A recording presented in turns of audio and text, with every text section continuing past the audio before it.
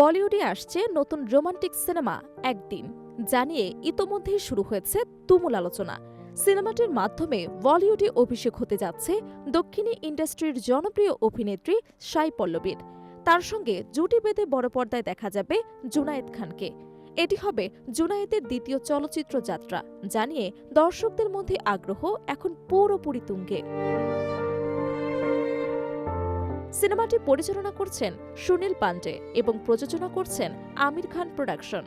জানা গেছে এটি 2016 সালের থাই সিনেমা ওয়ান ডে এর রিমেক।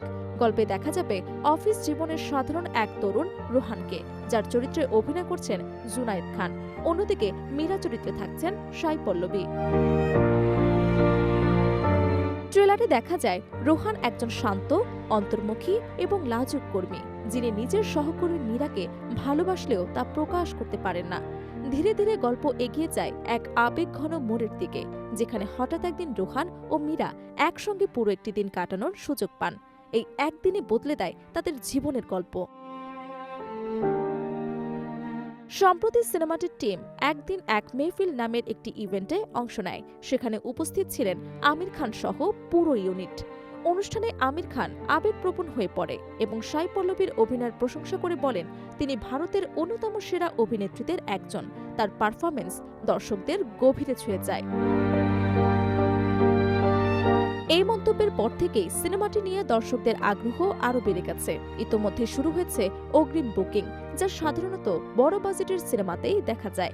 প্রযোজকদের মতে দর্শকদের আগ্রহ ও ভালোবাসা বাড়াতেই আগেভাগে বুকিং চালু করা হয়েছে। ভালোবাসা, দ্বিধা, সময় এবং ভাগ্যের জটিল সম্পর্ককে কেন্দ্র করে নির্মিত এই সিনেমাটি মুক্তি পাবে আগামী 1 মে। নির্মাতা এবং প্রযোজকরা আশা করছেন একদিন কেবল একটি রোমান্টিক সিনেমা নয়, বরং দর্শকদের মনে দীর্ঘদিন ধরে থাকা এক আবেগঘন অভিজ্ঞতা হয়ে থাকবে। প্রিয় দর্শক, আপনিও কি অপেক্ষায় রয়েছেন আগামী 1 মের? আপনার মন্তব্য জানাতে পারেন আমাদের কমেন্ট বক্সে।